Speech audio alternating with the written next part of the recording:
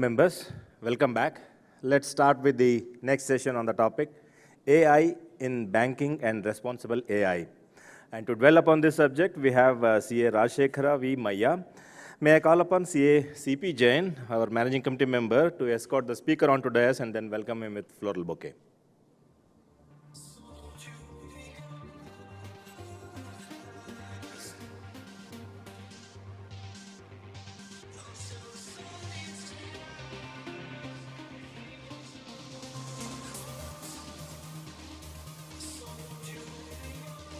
Thank you.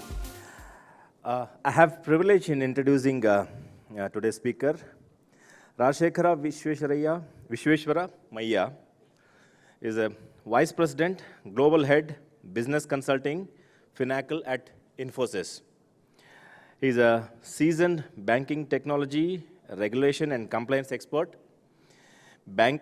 He's into banking practices and has got knowledge of more than 50 countries. He has worked for more than 50 countries. He's passionate, committed, and a peace-loving individual. With this brief introduction, I present before you CA Rajashekara Vishweshwara Malya. Over to you, sir.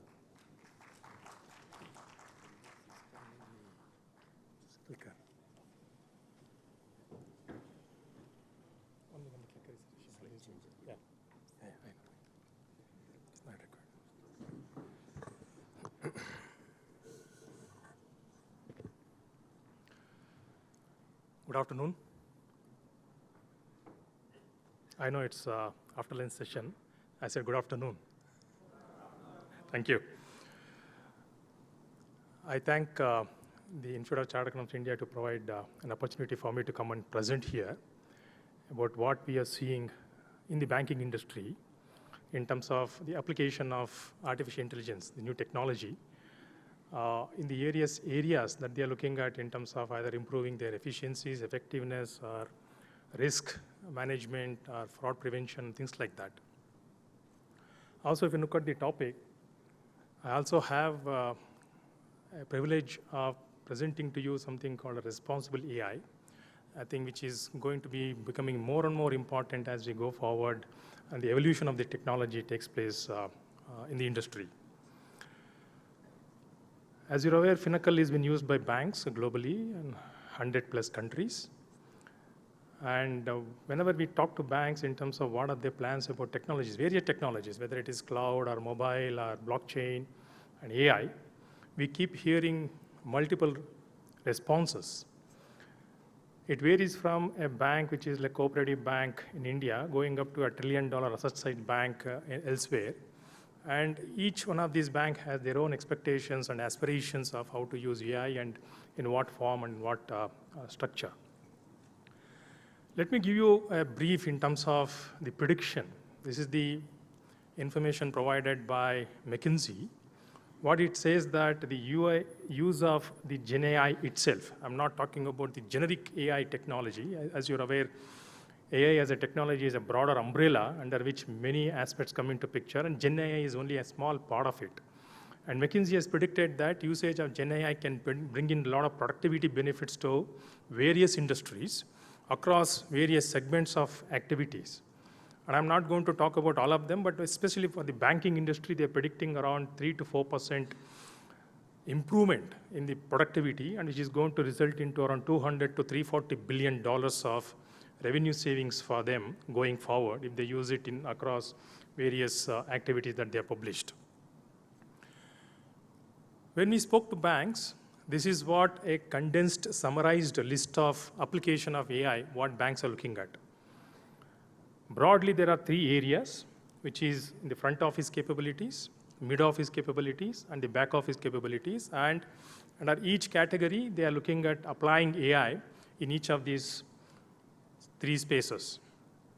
If you now look at in the front office, it's largely around sales and marketing, customer service and improving the customer experience, wealth advisory in the form of a robo-advisory capabilities, and as well as if you go to the mid-office capabilities, they're looking at a lot more in terms of risk assessment, and specifically when it comes to in terms of credit risk and the market risk, fraud detection and the anti-money laundering areas that they want to implement AI to further strengthen their capabilities there, and of course, credit scoring. If you go to the back office, it is largely around making sure that the zero tolerance when it comes to in terms of settlement risks, making sure that the settlements are real time or near real time without zero errors and without any human intervention. Cash and liquidity management, basically to help global clients of the banks who have presence in multiple countries, multiple geographies, and how to make sure that you have a near real-time liquidity and cash positions, sunrise to sunset. How do you manage the operations around cash and liquidity? And of course, in the area of reconciliation. As I mentioned earlier, AI is a broader technology, which is not that it has come out now. It has been there for the last 50 plus years. It has multiple individual components that all makes up together into a broader term called as artificial intelligence. If you now look at in terms of the bottommost layer, which is very, very important, the success of any AI technology is going to be largely dependent on the bottommost layer, which is the data analytics. If given data is wrong, the interpretation and whatever the inference that draws out of this data, it is going to be completely wrong. And that is the strongest pillar. And on top of it, you have, that is the foundation layer. On top of it, you have the capabilities of building blocks of an AI, whether it is in terms of the machine learning, or a one step ahead in terms of deep learning, or in terms of a natural language processing, or even getting into the speech recognition, which is going to become more important going forward as a technology for preventing fraud and things like that. And of course, the visual perception. And then on top of it, you have, using these building blocks, banks have come out with some of the applied capabilities, whether it is in terms of introducing virtual assistants who understand the customer's context in a real-time basis, and bringing in some amount of a robotic process automation to make sure that you improve your efficiency and effectiveness and be relevant and contextual to the circumstance, that situation that you are front of it, and introducing robots or introducing some expert advisors. And as I mentioned, and as McKinsey also talked about, the topmost layer is basically where these things are getting applied in terms of the business case use cases. As we speak, banks are still evolving in terms of understanding this broader technology and trying to figure out what are the areas that they want to apply. And it may not be limited only to these areas that we spoke about here, but it may get extended going forward. Let me go to each one of these layers and provide you some insights in terms of what exactly banks are trying to do when it comes to in terms of use of AI. The first and foremost, I talked about the foundation layer, which is the data and analytics. And this is where banks are looking at applying the AI in the area of fraud detection. Because at the end of the day, if you have proper data, and that data gives you some amount of insights, and the insights gives you some amount of wisdom, and the pattern can be analyzed, and based on that, you should be able to now detect a fraud even much before it is going to take place. Sales and marketing is very important area for banks in terms of now more and more customers are getting onboarded, how to make sure that you are still relevant to their customer context. And this is where the right product, the right channel, at the right price, to the right customer, and the right time is being sold. And that is exactly what is happening in the sales and marketing area. And of course, credit scoring. So today we are all exposed to a credit scoring which is largely based on the financial data that we have, whether in terms of your repayment capabilities and things like that. But how do you now assess something which is beyond that? And there is a company called Sesame Credit in China, which is an subsidiary of Alibaba, the largest group there. And that does an assessment of a credit scoring in real time based on some 5 or 6 parameters, which are non-traditional. That means it is not just using the financial data or financial history of a customer.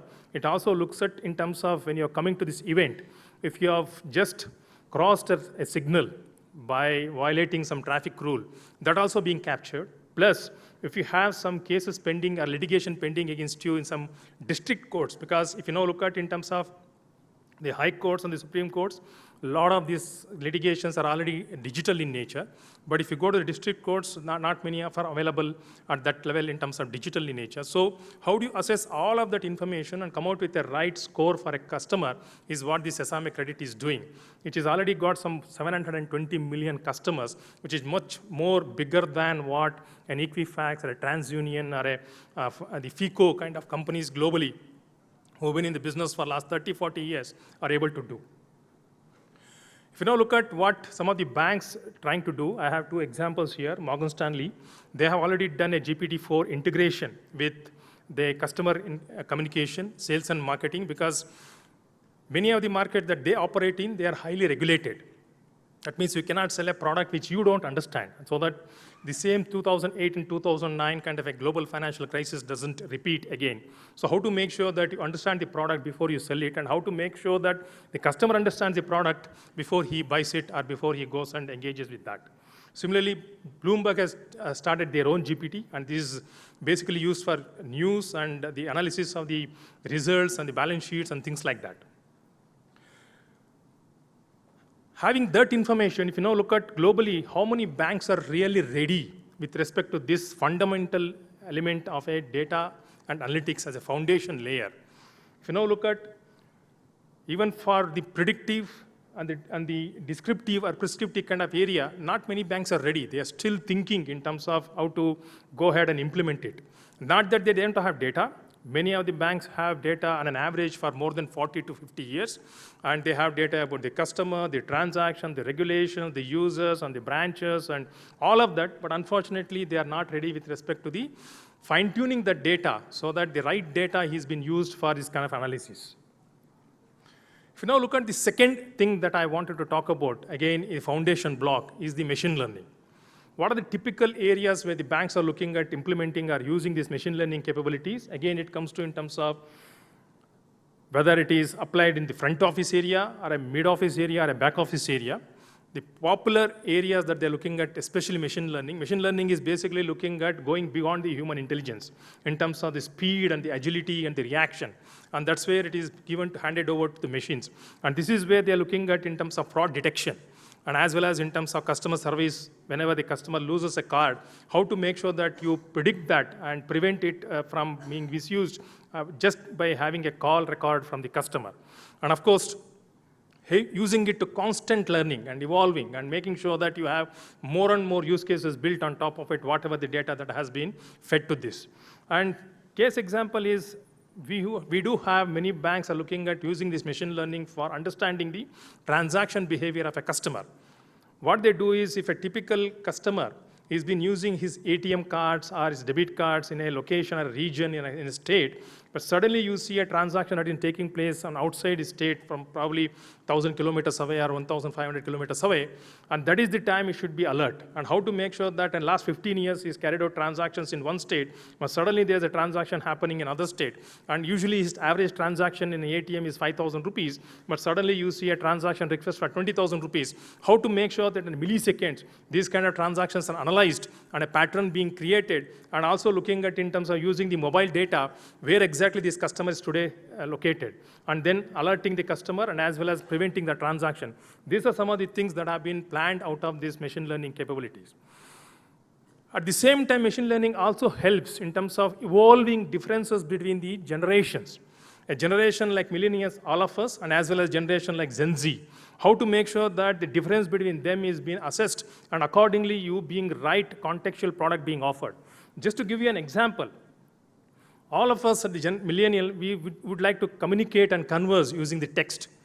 But if you now look at the Gen Z, they are no more looking at in terms of conversation. They just want information, and if they want to converse, they are going to use the images, the emojis. So that is the kind of fundamental differences that we are seeing in the generation. How to make sure that you are not using the same kind of customer service capability to cater to a Gen Z customer and as well as a millennial customer, but how to understand their nuances, likes, dislikes, hobbies, opinions, inputs, and then create a particular kind of capability that is going to be addressed to Gen Z kind of a customer. Let me move to the third element in terms of this AI block, is the deep learning capabilities. And this goes into one more further level deep in terms of understanding a lot of things put together and discrete things. It is not just based on the structured information. It is also going to use unstructured information, which probably be related in some way or the other for a particular transaction. If you now look at in terms of, this is where it is becoming more and more relevant, especially the fraud detection and especially the cyber security kind of threat, where things are going to take place much more when more and more things are moving into digital. And marketing is also being used here. And if you now look at the use cases, NVIDIA tying up with the Deutsche Bank to come out with some specific financial transformers so that the customers are being given the right kind of model before they go and embark on something else. What is the fundamental difference between these three technologies that I spoke about in terms of a traditional method, a machine learning method, and a deep learning method? So if you take an example of a fraud management, this is exactly what happens in a traditional machine learning and a deep learning capability. In a traditional method is largely rule-based. That means I as a customer or a bank as an entity goes and sets up that ATM transaction cannot be for more than 50,000 rupees per day. That is a rule-based. If you're trying to violate that, it cannot happen. So the only option for you to draw more than 50,000 is to go to a branch, present a check, and withdraw that funds. So that is largely rigid in nature. So there are people who may be wanting more than 50,000 rupees in a day in a cash. Now, how do you make sure that those exceptions are taken care? That is not possible in a rule-based environment. If you now go to a machine learning area, that becomes from a rule-based to a model-based. And this is where you will have computational algorithm. That means in the past 5 years, a customer has been on an average withdrawing more than 50,000 rupees. And a request for more than 50,000 rupees is coming, and he is visiting branch quite frequently. How can we now make sure that his life simpler and will allow him to withdraw it from an ATM itself? But the same thing is not applicable for a customer who has been withdrawing on an average only 5,000 rupees in last 5 years. So those are the model-based computational algorithm that gets inbuilt into the machine learning area. If you go one step beyond in terms of machine learning to deep learning, this is where a lot of things gets accumulated. It is not just alerting a customer that the transaction is taking place in your account from a city which is different from your domicile city, but at the same time looking at, yes, there is a flight booked in from Kathmandu to Karachi, and there is an unattended suitcase kept in a railway station in Kolkata, and there is a cash withdrawal that is happening in Bathinda, which is not a city which is known for trading or for tourism. And all of these discrete transactions, how do you combine that and come out with an alert saying that probably there is a terrorist attack which is expected to happen, because all these things are linked. There's a cash withdrawal happening, and there's a suitcase kept in Kolkata, and somebody is taking a flight from Kathmandu to go to Karachi. How to make sure that you have these discrete transactions and unstructured information combined together, and that's when the deep learning comes into picture. And this is in a nutshell in terms of applying banking, AI into banking makes into a step-by-step approach. One of the important things, as I mentioned, apart from the data and the analytics and the machine learning and the deep learning, one of the biggest things which is picking up is the natural language processing. Because banks would like to become more closer to the customer in terms of what they prefer as a language. If you now look at earlier, the banks were looking at the product-centric approach. That means a savings bank is a savings bank account. No matter who you are, you are applying for a savings bank, this is the product, the 3.5% is the interest, and that's it. But from product-centric approach, they have to move to a customer-centric approach. Their products are created for customer, and they are a group of a customer. There's a savings bank product for the staff. There's a savings bank product for the senior citizens. There's a savings bank product for the students. Each one may have a bit of differences in terms of interest rate or in terms of the terms and conditions. But as we move from a product-centric to customer-centric to customer-specific, where individual customer attributes has to be respected, and this is where the natural language processing comes into picture. And in fact, the case that I'm going to talk about is Emirates NBD, which is launched as application called Leave Dot. That means it's a mobile-only app. When it was launched, it had the highest number of customers created, account created, compared to any other bank from a traditional mode in that UAE. And the whole purpose of this Leave Dot application was launched, or app was launched in the mobile, that this bank felt that the local Arabs were a lot more lazy, and they are not doing proper exercises and physical exercises, and they are putting on more weight, and obesity is becoming a common problem. They launched this product and saying that if you download this app in your mobile and start transacting, so we'll also provide you along with this app a Fitbit, a watch, which will measure how many steps that you have taken in a day. If you've taken more than 10,000 steps a day, if you have deposit with us, you will get 0.5% more interest. And if you do more than 10,000 steps in a day, and if you have taken a loan from us, we will charge you 0.25% less. And that is the kind of thing to encourage people to be more active. And of course, Arab being Arab, they went ahead and tied these Fitbit watches to their dogs. So they made the dog run around, and so that the 10,000 steps were counted. They tied it to the fan and made sure that the 10,000 steps were counted. But in a nutshell, there is a lot of these innovative ways of offering in terms of making sure that you not only converse in Arabic, you're also able to provide these capabilities in an app which is basically making sure that you are too closer to the customer. While we spoke about the fundamental box, there is also an applied solution, which is becoming more and more relevant when it comes to in terms of banking, which is the robotic process automation. Whatever that was done repeatedly, or in terms of a transaction that has had some kind of repetition, how to make sure that you convert that into a robotic process automation so that you save time on that and use the manpower which has been used on that to somewhere else. If I can ask you a question so that people are not sleeping after the lunch, whom do you think is the largest employer in the world? Good. Any other? Sorry? That's good. Okay. So whenever I ask this question, saying that who is the largest employer in the world, the obvious answers are Indian Railways, Indian Army, Chinese Army, Walmart. But that is not the answer. The largest employer in the world is inefficiency.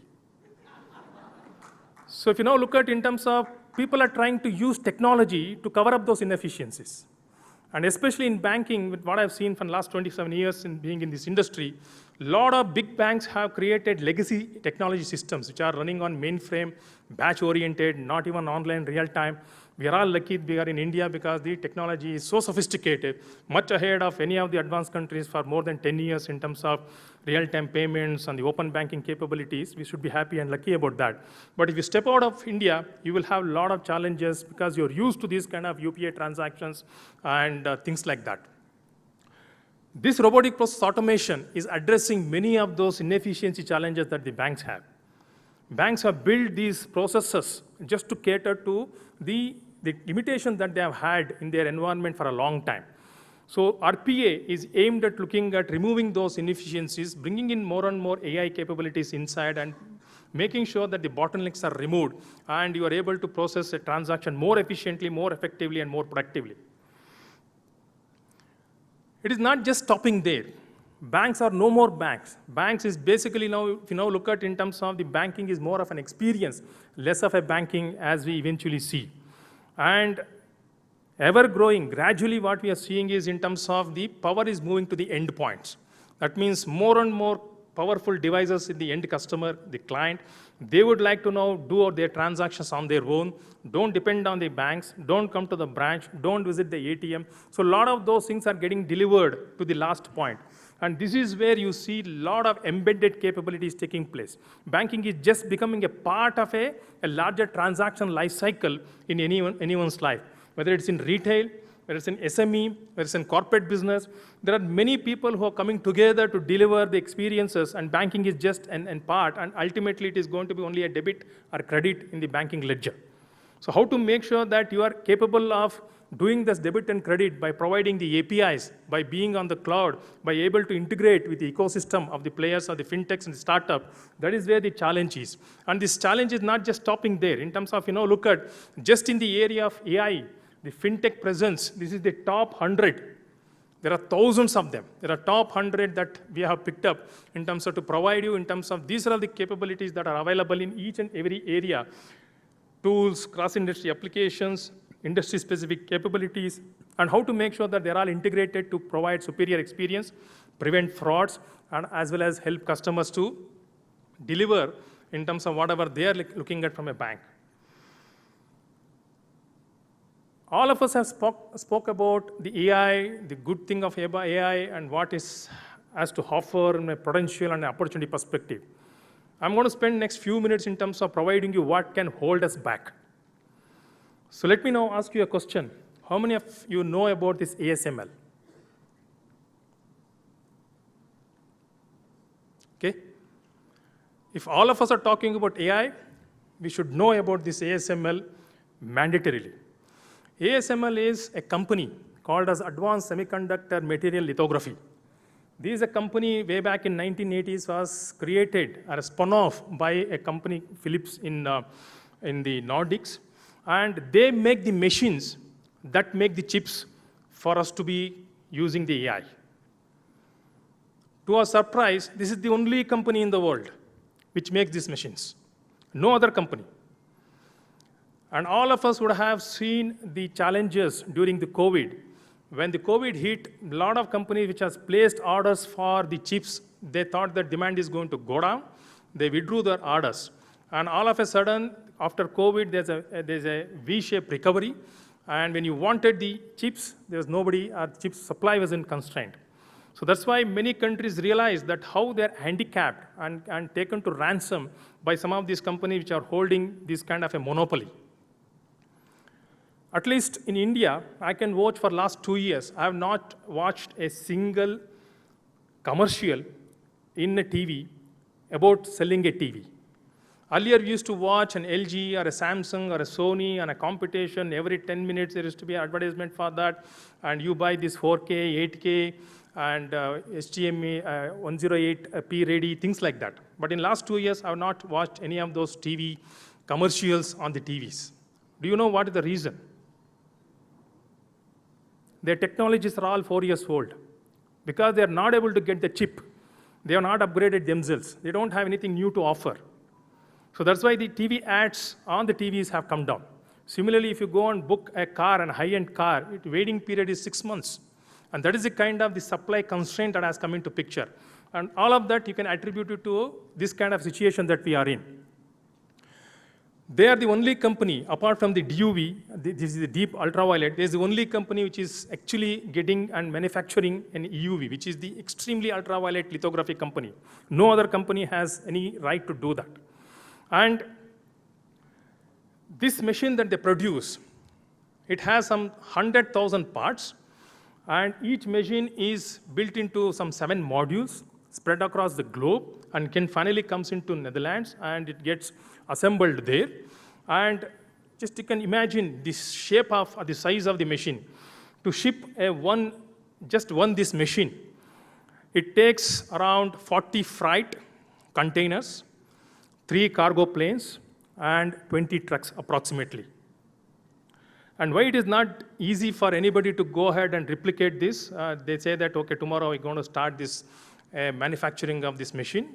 It is not impossible from a perspective of the feasibility. At the same time, from the perspective of the ecosystem, they have built a 5,000 strong partnership companies who supply parts for last 20 plus years. Breaking those partnerships and attracting them to come to somebody who's going to develop is not going to happen. And if you now look at, this company has been in existence for last 40 plus years. In last 40 years, they have sold only 100 of these machines, out of which you can imagine the 31 machines, more than 30% of the sales in last 40 years has happened in only 1 year, in 2023. You can imagine the demand for the AI chips and the manufacturing that is going to take place. And this is going to become a bottleneck of any advancement that we are looking at in AI. And why it is also not easy for somebody to replicate, they have more than 26,000 granted patents. You cannot just go ahead and say that I'm going to do this, there is a patent infringement. You cannot go and test it, there's a patent infringement. You cannot go and say that I have created the wafer, there's a patent infringement. So that is a kind of monopoly that this company has built. And if you now look at in terms of their valuation, for last 20 years, the share value was almost flat. Only in last 2 years it picked up, and it is now 47,000% increase. Person who was holding this share is probably a millionaire or a billionaire now. Similarly, the parent company, which actually started this company, Philips, they are valued around 23 billion, whereas the company which ASML is now valued at more than $250 billion. That is the kind of money they're making it. And also, this is not a picture where it is COVID hit and people are wearing PPE kit, because this facility itself is 10,000 times, I repeat, 10,000 times purer than an outside environment. That means it has to be so clean, so pure, that the wafers or the chips that you're going to produce should not have a single dust on it. The moment it gathers that, it will be wasteful. So that is the kind of the capability that this company has built. So this is one limitation that I see in terms of when it comes to the progress of an AI. The second thing is chip manufacturing. So who buys these machines? Each machine costs $400 million. The companies who buy these machines are the chip manufacturers, like the Samsung, or the companies like TSMC. This is the company that is actually producing almost 40% of the chips that are required by more than 230 companies. They manufacture chips for NVIDIA, they manufacture chips for Apple and kind of companies. Look at their valuations. Last 20 years, it almost remained flat, but in last few years, after the COVID, it has picked up like anything, but that shows the demand for the chips that are there in the industry. And if you now look at, they supply chips to the high-performance computing companies, they supply chips to the smartphone companies, and they're all dependent on that. They supply chips to the Internet of Things. That's why you see, you don't hear IoT much now, because it's taken a backseat. People are now prioritizing what exactly chips are required for. Similarly, automotive. Most of the automotive companies have launched a very, very innovative way of looking at things because these chips are becoming more and more shortage in nature.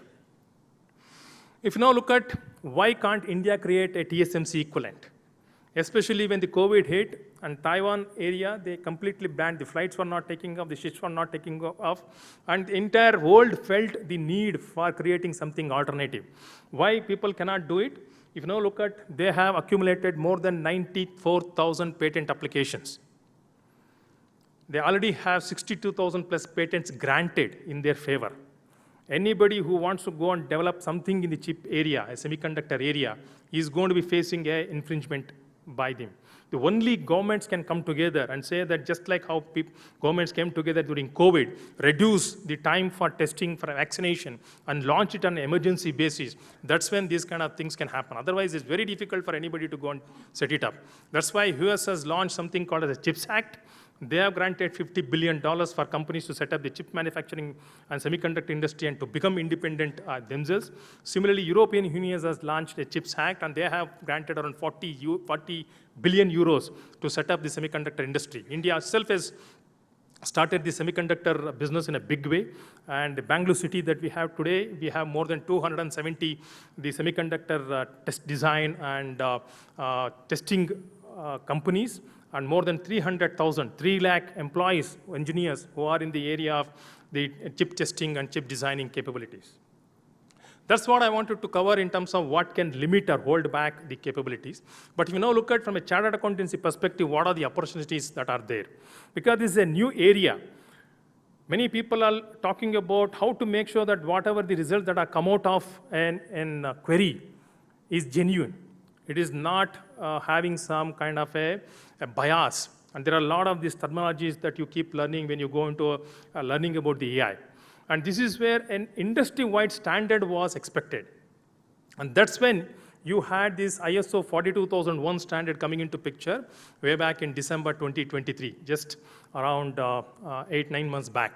And this standard is expected to bring in something called as a responsible AI. You will hear more and more about this explainable AI, traceable AI, and responsible AI as you progress and evolve in the area of artificial intelligence. And this is basically to help people to make sure that whatever has come out as part of an AIMS, the artificial intelligent management systems, is actually being responsible. That means the process is certified, the data that has been collected is proper, and the inferences and the LLMs or the prompt that you have given is right, and the outcome is as dependable. And that's exactly what this is aimed at in terms of providing applicability aspect, in terms of making sure that the objectives and purpose is to serve the AI for the right reasons. Many people are also talking about the human side of AI, the ethical use of AI, and that's where this standard is coming into picture. And it basically help you in terms of managing the framework for risk and opportunities, demonstrating the responsible use of AI. Many people fear that the AI comes means that we lose job and we are going to now get into trouble, but how to make sure that each industry is using the AI in a responsible way, and that is where the certification capability comes into picture. And if you come out with an assessment or a final verdict, or in terms of a decision that you have given using AI, how to make sure that it is traceable to the last mile, it is transparent, and as well as reliable in terms of the data that you have used. This is where the opportunity lies for the chartered accountants in terms of you getting into certifying the AIMS systems. So how to make sure that people are building the systems which are responsible in nature, which are basically helping you manage reputation, because once you have generated something, I think all of you will remember some time back when Gemini was launched by Google, and it had created a lot of confused kind of an outcome. And of course, it was criticized by the industry, and people felt that the AI is not having the future. But later on, Google had to take the step to correct it and come back in a bang. So how to make sure they are not going to get into reputation issues, and how to make sure that this AI is governed properly, the usage of that, the application of that, and inference of that, and how to help people practically guide them in terms of setting the proper AI design, AI strategy, AI execution, and the planning around it, and how to identify the opportunities. All of these areas are covered under this ISO 42001 capabilities. Plus, this is not just limited to certification, it is also helping in a proper management, MSS, management system standard, so that if people are interested in helping the clients to make sure that we help you in terms of setting up a right management standard, you should be able to do it. It's not just associated with the certification alone, and as well as helping them implementing these standards in a proper way, so that at a later point in time when the regulations comes into picture, which is not far away, when the compliance comes into picture, you should be able to say that, okay, this is in accordance with ISO 42001 standard, and it has been implemented accordingly. And it is basically as you plan, as you do, and as you check, it is a continuous evolvement of that, and it's not that one time you go and do it and come out of it, because AI keeps evolving, the technology behind it keeps evolving, the data gets refreshed, then the AI learns itself. So how to make sure that is on a continuous basis you help the clients. And that's what I wanted to cover in terms of the time provided to me, in terms of application of AI in banking, covering the AI fundamental blocks in terms of the data analytics, the machine learning, the deep learning, the robotic process automation capabilities, and natural language capabilities. Then I also wanted to highlight in terms of what are the use cases that our banks are looking at in each of this area, and what can limit the further development of the AI in terms of the machines and the availability of the chips and the semiconductor industry, and what are the opportunities for the CA as a community in looking at certifying somebody who's into AI journey, or assisting them in terms of implementing a management standard, or in the guidance and the design, and so that you should also look at exploring it. Thanks for the time. If you have any questions, I'll be happy to answer.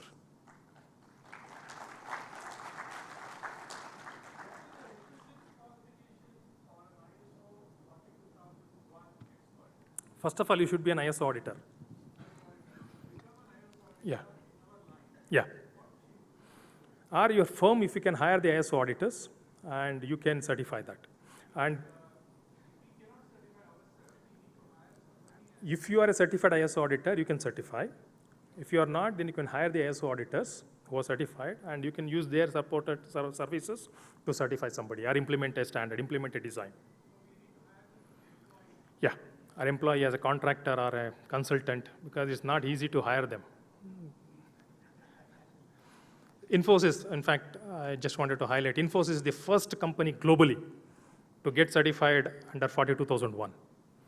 And we did it in May.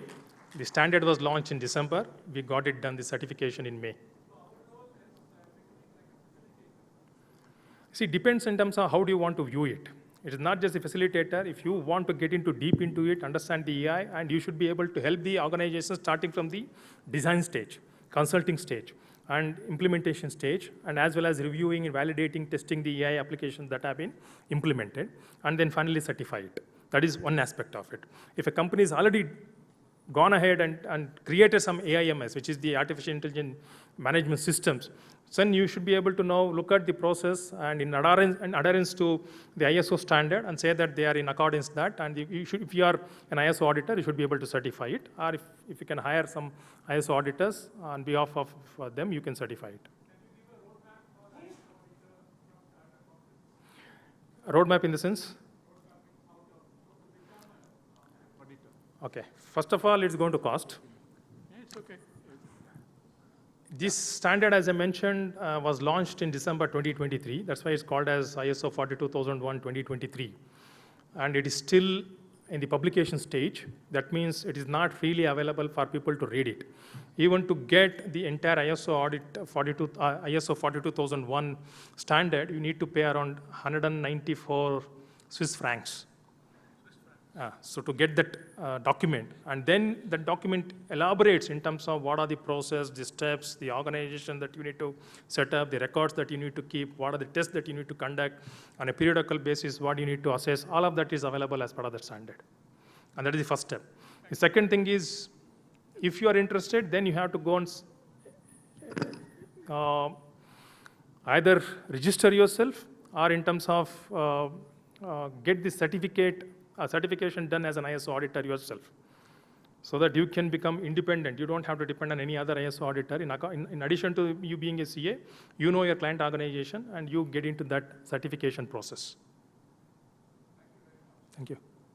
Any other questions? Sorry?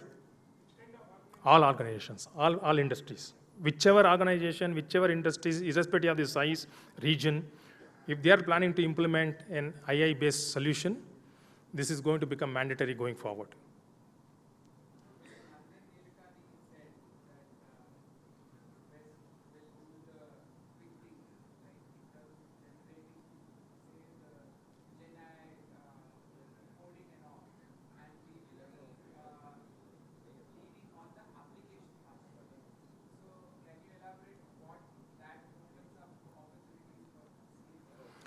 See, if you look at in India, because of the technology leapfrog that we have had, we did not have to go through the manual mode of, I don't know how much time I have, if somebody can tell me, otherwise I can go on. I have 5 minutes, okay. If you look at India, so because of the India stack as a technology which is paperless, cashless, contactless, and fully digital, it has been built with a purposeless expectation. What do you mean by purposeless? Because everything has to be built with a purpose. And this is the first time where in the industry, where an infrastructure, the market infrastructure has been built with a purposeless. That means it can be used for anything. Initially started using for Aadhaar, then that is being used for linking it to the bank account.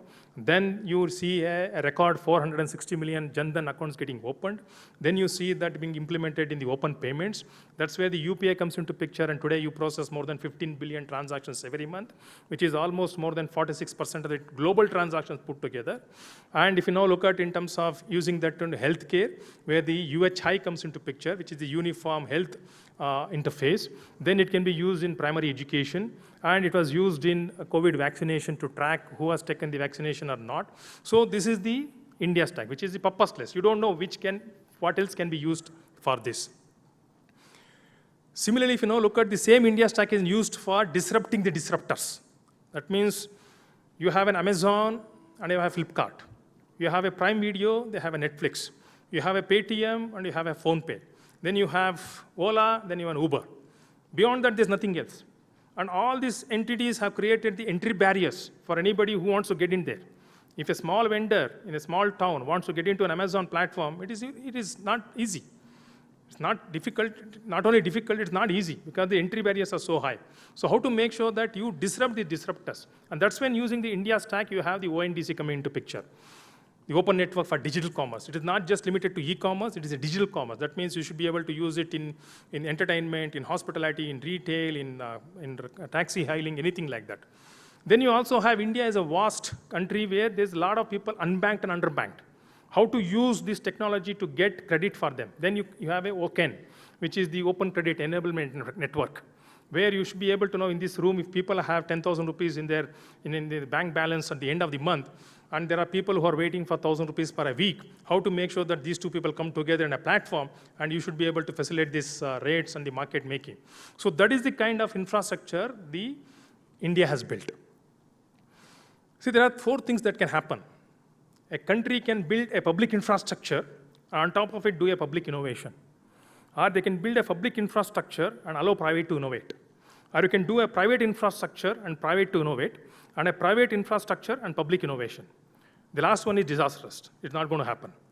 The third one is going to be capitalistic mindset. That means you will have a lot of people extracting money out of people. The best thing what India did was, we are good in creating public infrastructure and allow private innovation. And that's when you see a lot of these fintechs. If you now look at out of the UPI transactions, there are 15 billion transactions every month. 70% of these transactions are done by non-banks. That means PhonePe, Google Pay, WhatsApp Pay, Amazon Pay, and companies like that. So that is the kind of private innovation that happens, and that's what Nandan is talking about. We will build the capabilities and allow people to apply it. We are not going to be looking at something West is done. People are now learning from us in terms of how to do this. It's a long answer. Any other question?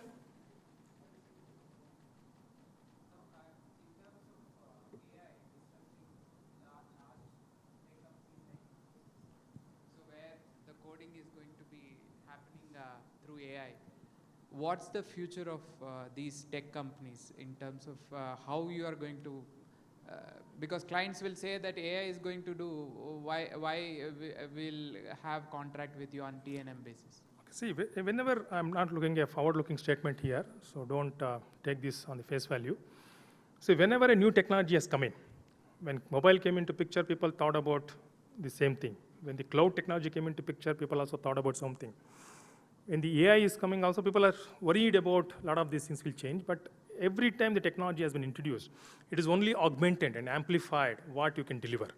So if you now look at in Infosys case, we have trained more than 200,000 employees on AI. And almost 80% of our projects are using AI, already embedded. And embedded in a way that it is certified by 42001 standard to be responsible AI. So that the entire product that we created, Topaz, which is an AI product, which has been used in many of these projects to enhance, provide efficiencies, effectiveness for the customers. And that's going to get amplified. And you become more of a value-added services beyond that, and not going to lose out on the opportunities. The more opportunities will come to you. Okay. Thank you very much for your time. Thank you.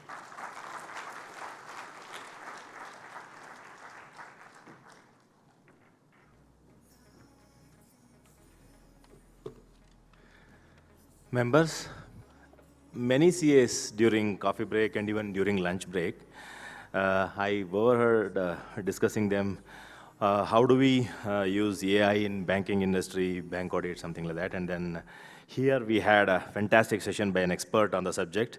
A round of applause for that wonderful session. Thank you, CA Rajashekar sir, for taking your time out during your busy schedule for this important session. As a token of gratitude and respect, we would like to hand over a memento to esteemed speaker. And may I call upon CA Ravindra Eskore, past chairman of Bangalore branch, to come out to dais and then do the honors.